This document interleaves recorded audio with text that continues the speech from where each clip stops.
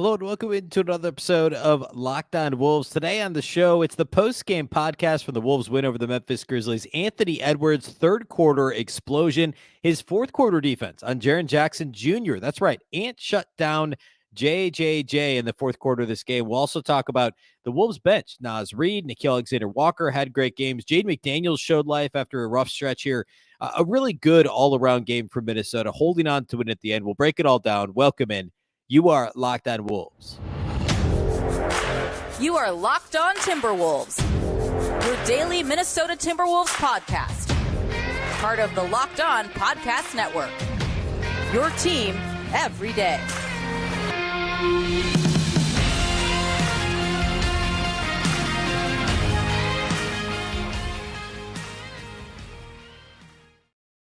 Hello and welcome to the Locked On Wolves podcast, part of the Locked On Podcast Network, your team every day. My name is Ben Beecken. I'm the host of Locked On Wolves. Today's episode is brought to you by Grammarly. Make a bigger impact at work with Grammarly. Sign up and download for free at grammarly.com/podcast. Happy Thursday, everybody. And this is the post-game podcast. I should say, man, after an impressive second half for Minnesota. It was certainly an uneven game for stretches, even into the third quarter. This Wolves-Grizzlies game looked like it was just a no-go for the Wolves. Like they had nothing on the second night of a back-to-back. And then Ant showed up. The bench continued what they were doing in the first half of this game to keep the Wolves in it. Minnesota ends up winning by 9 relatively comfortably over the final few minutes of this game. So it's the post-game pod. We're going to break the whole thing down. I've got a lot of things to talk about here today. A big reminder here off the top to make Locked On Wolves your first listen every day, and a big thank you for those of you that do.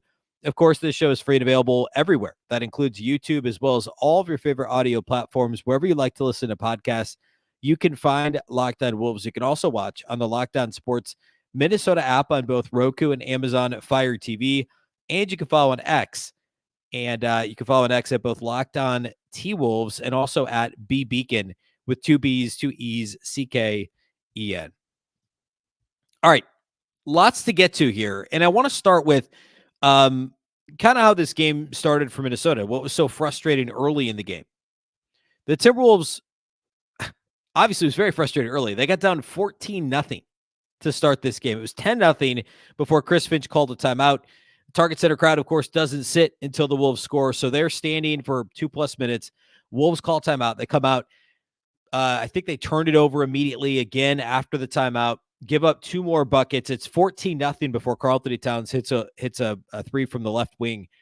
And the Wolves, from that point forward, went on a bit of a run in the first quarter, like a 24-10 run or something like that, and ended up trailing by just 2 points at the end of the first quarter. But it was stagnant offense throughout the first half, really. And the Wolves were outscored by 2 in the first, 1 in the second, down 3 at halftime. Stagnant offense was the number one culprit. The defense wasn't good, and we'll talk more about that. But it was much more about the stagnant offense than anything else. And it was just made 3-pointers that kept Minnesota in it. They ended up making 14 for the game and shooting 40% from 3. But in the first half, it was Nas making threes. Cat made a couple of early threes. That's what kept the Wolves, frankly, in the game early on. Memphis was winning in a lot of different areas. They dominated the Wolves in rebounding overall, and then in second chance points. We'll talk more about that later, but it was a more glaring issue in the first half, especially in the second quarter. At the end of the second quarter, too, the Wolves had, I think, a 6-point lead late second quarter, and then Memphis went on a bit of a run just fueled by second chance points. They had a putback, they had a 3, then right at the end of the second quarter, Gobert tries to get a back tap for whatever reason. I'm sure thinking he could waste the rest of the time on the clock, get the ball away from the rim. But in that situation, you just grab the ball, right? You're not on offense, right? It's not a back tap on the offensive glass, but he back tapped it directly into the hands of the Grizzlies. I don't remember who it was anymore, but made a tough 3. And was it Zaire Williams? Was it Vince Williams? I don't know. I think it was one of the Williams. Hit a tough 3 at the end of the second quarter at the halftime buzzer to put the Grizzlies up by 3. It was a tie game before that. So it was a 3-point Grizzlies lead at halftime. And then in the third quarter, the wheels fell off, really, for the Wolves. The first half of the third quarter, it was as bad as I remember the Wolves playing since, I don't know, their last blowout loss they had at some point in, I think, January. Like, it was and they were only down by, I think, 10 or 11. We'll see if I can pull up exactly what it was, but it wasn't like a massive deficit. But when they got down double figures, it really felt like they weren't going to come back. It did. Let's see. It was 11 points, I think, was the most it ever got. It was 78-67 with 4.5 minutes left in the third quarter. Then Nas got an and one. McDaniels hits a tough layup.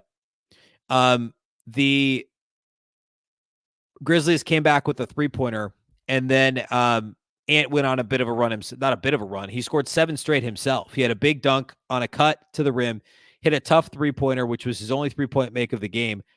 And then he made another jumper after that, and the Wolves were within 2. They continued to surge to close the quarter. By the end of the quarter, the Wolves were up 3, again, after trailing by 11 with about 4.5 minutes left in the third quarter. It was a lot of it was Ant. 17 of his 34 points were in the third. He went on a 7-0 run by himself there as the Wolves were surging, well, not quite ahead at that point, but getting closer to surging ahead. And then it was also Nas Reid. We'll talk a lot more about the Wolves bench. To me, that was Ant's dominant second half was probably the number one takeaway from this game.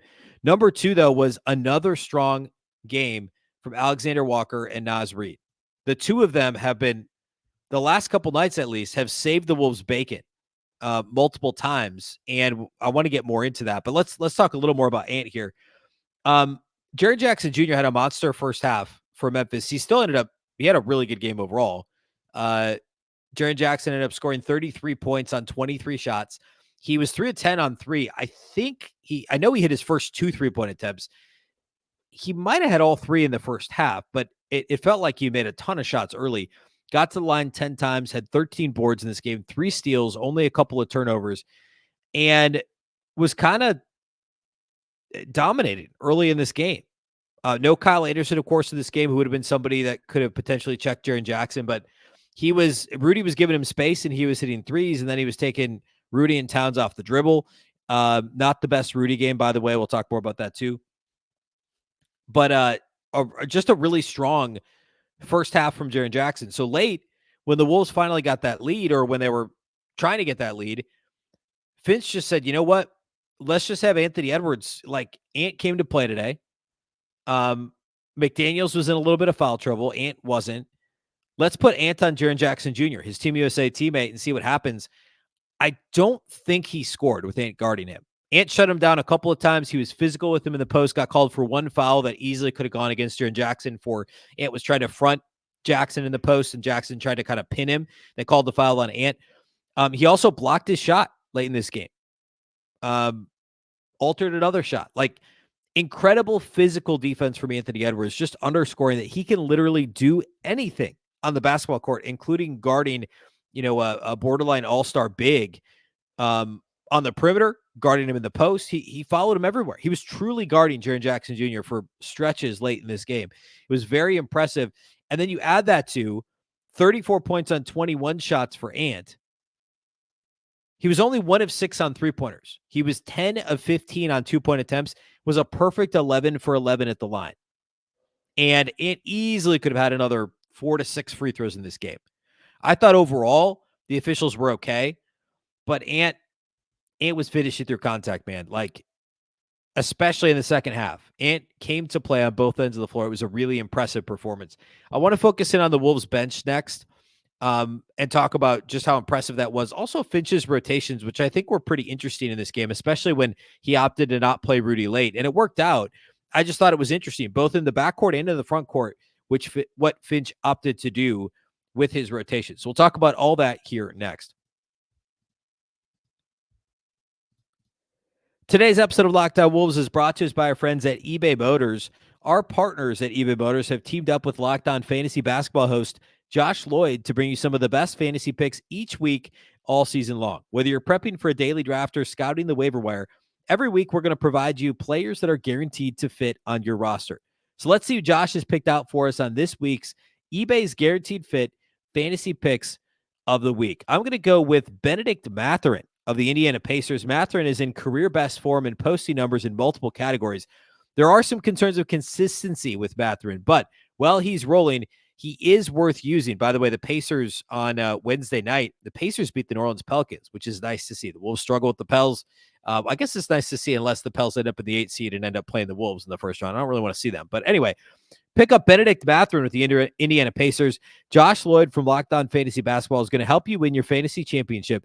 And eBay Motors knows a championship team is about each player being a perfect fit. It's the same with your vehicle. My first car was a 95 Mercury Tracer. I wish eBay Motors had been around whenever I started driving, I don't know, early to mid aughts, if you will. I would have taken better care of my Tracer, and I didn't, but I cared a lot about it. I drove it for years. I drove it into the ground till the transmission gave out. In hindsight, eBay Motors would have been awesome. They have over 122 million parts for your number one ride or die.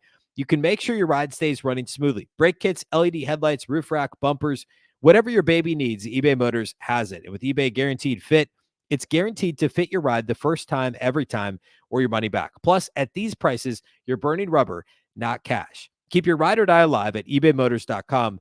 eBay Guaranteed Fit only available to U.S. customers. Eligible items only. Exclusions apply.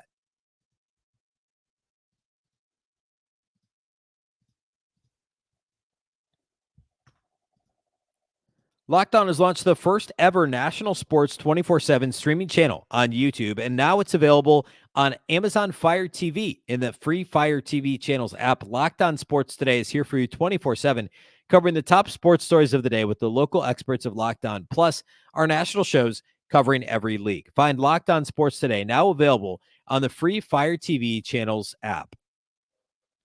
All right, let's talk bench. The Timberwolves bench was really impressive once again in this game. And early, it's what kept the Wolves in the game. I talked about the three-point shooting. A big chunk of that was Naz Reid. You don't have to go back very far to find a time when Naz Reid couldn't hit the broadside of a barn from deep. And by that, I mean like 2 games ago. Remember how poorly he was shooting the ball coming out of the All-Star break? First 2 games out of the break, a combined 1 of 11 from three-point range against the Bucks and the Nets. Naz, over the last 2 games, is now 5 of 8 from 3. On Tuesday against the Spurs, uncharacteristically, he shot 8 twos and only 2 threes. And I thought it was good. It was good that he was being aggressive off the dribble. I also thought maybe he was trying to get a rhythm before he stepped back out. Sure enough, against the Grizzlies on Wednesday, he shot 5 twos and 6 threes, which is a more normal Naz Reid shot distribution. He was passing the ball. He was active. He followed up a 22-6 performance against the Spurs with 19-6, plus 2 assists and 2 blocks against the Grizzlies. And remember, Cat didn't play against the Spurs. Cat was on the floor for the Wolves, relatively quiet for stretches in this one against the Grizz. But Rudy was also played, but was banged up with the ankle, ended up only playing 27 minutes. Naz was huge, especially early in this game. And really in every facet. He only had the 2 assists, but he was breaking down the defense and distributing the basketball. He finished third on the team, in rebounds in this game behind Cat and Rudy. He was second in scoring on the team with 19 points on 11 shots, played 26 minutes off the bench. And again, early on, that was super, super important for Naz Reid to be as good as he was. He was also a team high plus 18 and plus minus. And I thought he was probably, outside of Ant, he was the best player on the floor for the Wolves, certainly. Very effective. He was really good defensively too, by the way. Following up a strong defensive game against the Spurs, he had that tough left-handed block against who was it against? Zach Collins, I think, on the Spurs, where Collins backed him down, spun to the baseline, and Naz, instead of reaching across and fouling, used his left hand to block it out of bounds. We're starting to see, and gradually Naz has become better and better defensively, more mobile, moves better laterally. But now throughout this season, it wasn't like just this week, but over the course of the season, it's clear that Naz not only is just better physically, but he has a much better grasp of what he's doing defensively. He's not just out there. Remember how poor his first couple years in the league, how poor Naz was defensively? And it almost seemed like he never knew what pick and roll coverage they were in. He didn't know how to perform in pick and roll coverage. He was terrible in drop. He wasn't laterally quick enough or agile enough to show or to play high wall. And now he could do it all. And he's been genuinely great. We talked about this on, I think it was Tuesday's show.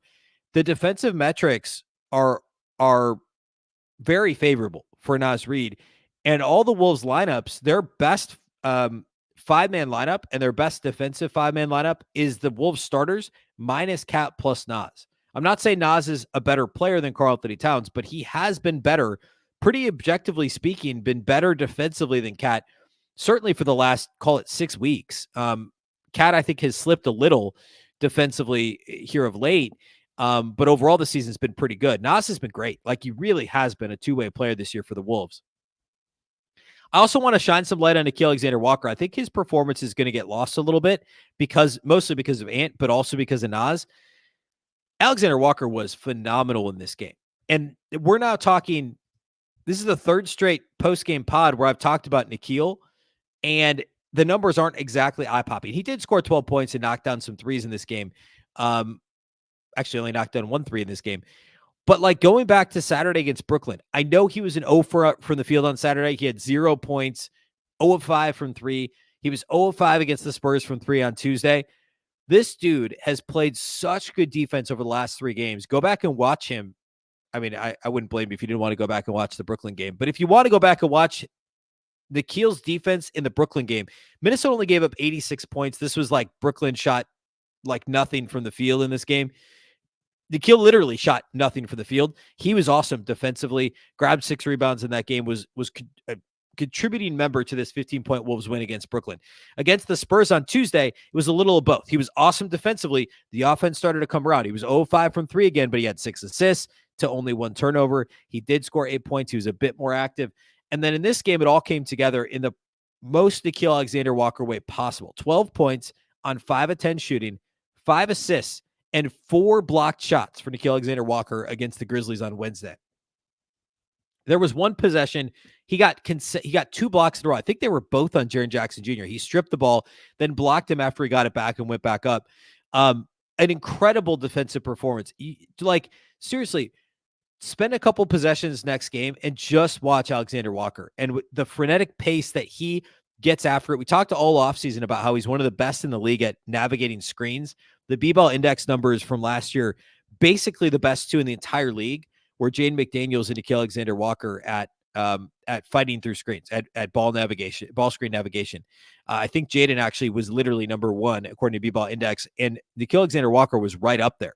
And like, it's phenomenal to watch. It really, really is. And on top of the 12 points, on top of the defense, over the last 2 games, he has 11 assists to 1 turnover.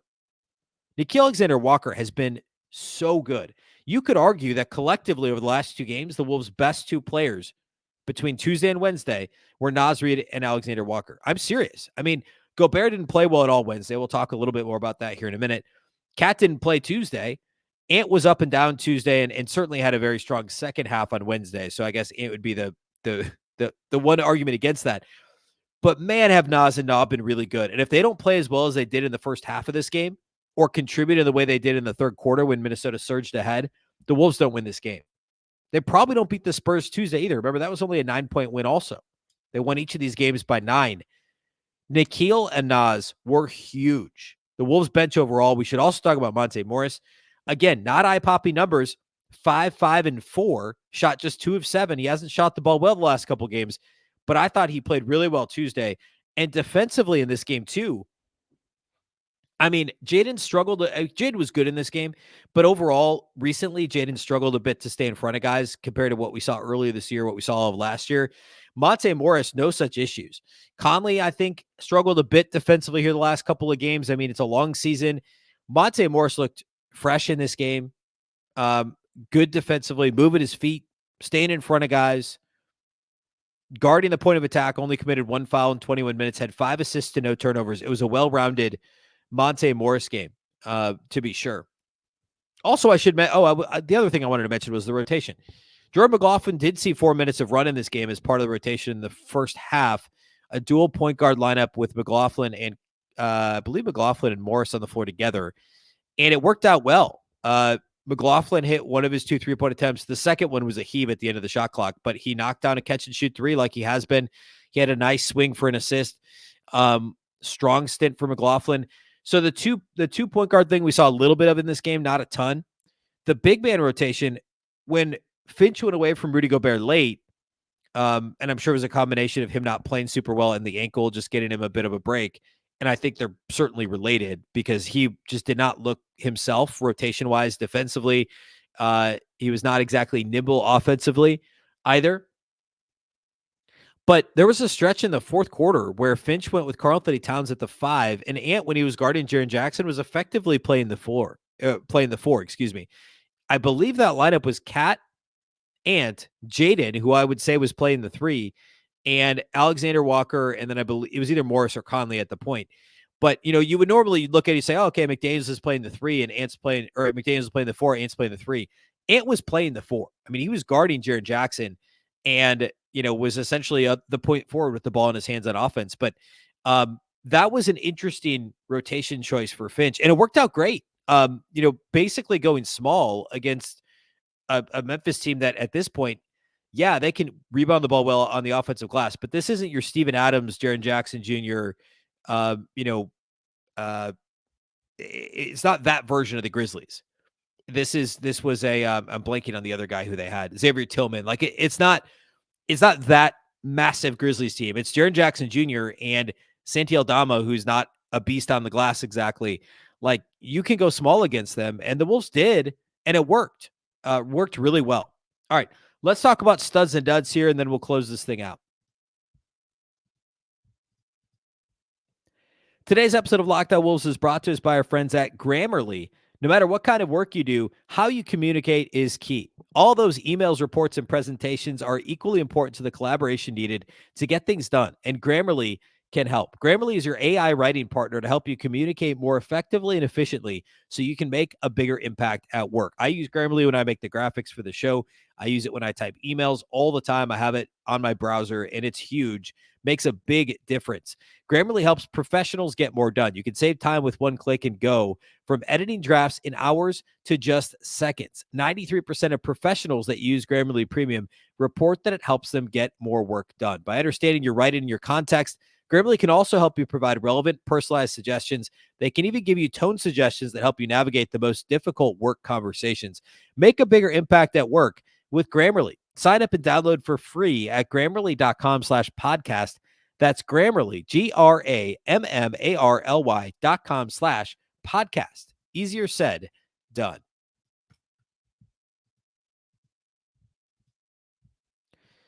All right. Studs and duds from this one. Not too hard to parse here. Obviously, Anthony Edwards, number one for me. 34 and 11 at 21. Just 1 of 6 from 3, but a perfect 11 of 11 from the free throw line. And that is how you score 34 points on 21 shots with only 1 made 3. Ant also had 4 assists and 2 rebounds and a block. He did have 3 turnovers. He was so-so in the first half. He kind of forced the issue a bit as he does. A bit too much, I would say, in the first half. But it helped a little when the offense was stagnant anyway. Well, he was obviously a big cause for the stagnant offense, but he also, because he's so good offensively, even when that's the case, he kind of shot them out of a little bit early. He hit a tough shot right after Cat scored the Wolves' first bucket. They were down 14-3 and hits a tough shot. He had one late after a timeout. The Wolves, I think, were already up a couple possessions and were trying to pull away, and they had a pin down where Ant came off of it, got the ball on the left wing, and the Grizzlies were trying to force him left, and Ant is happy to go left and shoot a bank shot. He got all the way basically to the low block. It was like an 8-10 foot shot. He jumped, hung in the air. Grady had it on the call on the broadcast on Valley Sports North. Jordan-esque, the way he hung in the air right before he hit the floor, banks it softly off the top left portion of the glass. It was a beautiful shot. And, the 1-3 he made was a tough shot. He absorbed a ton of contact in the paint. I think he had 5 dunks in the second half of this game. It was really a take no prisoners. I'm going to the rim every time, which was crazy considering they just played 24 hours prior, and he rolled his ankle badly before halftime of Tuesday's game. And he was questionable coming into this game. Was no worse for the wear. He looked like he might have tweaked the left knee or something right before halftime. Doesn't matter. It's very Kevin Garnett-esque, the way that he bounces back from injuries. It really is. I don't know how many times KG rolled his ankle and then just tightened his shoe and was back out on the floor. That's like, it just keeps doing that stuff too. Really strong second half from Anthony Edwards. My second stud in this game has got to be Naz Reid. We talked about his game already. 19, 6, 2 and 2, 2 assists and 2 blocks, 6 of 11 shooting. 4 of 6 on 3-pointers and a perfect 3 of 3 at the line. He converted a 3-point play in this game. And he did have 5 fouls in 26 minutes. He had a team best plus 18. We talked about his defense, well-rounded Naz Reid performance. Even with both Rudy and Cat available, Naz was really, really good.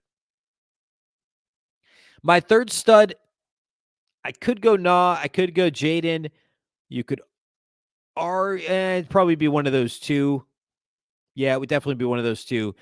I'm going to go with Nah, but then I want to talk about Jaden. But my third star is Nickeil Alexander-Walker, who we did already talk about as well. 12 points, 5 assists, 4 blocks, 1 rebound in 24 minutes, 5 of 10 shooting, 1 of 3 at beyond the arc, and 1 of 1 at the line. Defensively phenomenal. Offensively, did what he needed to do. Was consistently himself, and has been massive the last 3 games for the Wolves. But let's talk about Jaden quickly. Jaden McDaniels has not played well lately. He's been kind of out of it. He was briefly benched the other night. I think it was Saturday. He was benched briefly. Where Chris Finch just the effort wasn't there. He just hasn't been himself. He looked like what we're used to seeing in this game. He had 12 points on 5 of 7 shooting. Was good in transition. 2 of 4 on threes, hit some corner threes, or hit a corner 3 in this game. 3 assists, 3 blocks, 2 rebounds, only 1 turnover in 34 minutes. A regular minute load for him. Was in a bit of foul trouble early, but did a good job staying out of it late. Now, it helps to not have a crazy difficult perimeter assignment, right? Like no Desmond Bane in this game, like obviously no Ja Morant. So it helps that when he ended up not on Jaren Jackson in the second half, he was kind of able to float off of him and not have a really difficult defensive assignment. But he was great off the ball defensively as well, getting after loose balls, diving on the floor. Very few ticky-tack foul calls for Jaden. Like, he earned them. They were fouls of aggression, which is what you want to see. All right, duds. Quiet night from Conley, but I thought he was fine. I'm going to go with Rudy Gobert. Rudy just wasn't quite himself, and I think we can blame the ankle injury for a good chunk of that. He had 8 points, 8 rebounds. Defensive rotations, like he was far from the only one that struggled defensively. Cat did. Conley did at times. I thought Jaden even did at times. The Wolves still ended up only giving up 101 points and under 39% shooting for Memphis. But, it just like the first half and really the third quarter was not good. It wasn't until the fourth quarter where the Wolves were just even decent defensively. Memphis just isn't a very good offensive team at all. But I thought Rudy wasn't himself on either end, but especially defensively. So I'll give him a dud for this one. By the way, he had a minus 16 in this game, but a game the Wolves won by 9. They only had 2 players that had a negative plus minus. Rudy was a minus 16 and Conley was a minus 8. All right. Next up for the Wolves, they have Thursday off before the Timberwolves play host to the Sacramento Kings on Friday night. We'll preview that matchup on Friday's show among some other topics. Of course, still at Target Center. The Wolves split the first 2 games of the season with Sacramento. They lost to them at home in that in-season tournament game right around Thanksgiving, and then they beat them on the road right before Christmas.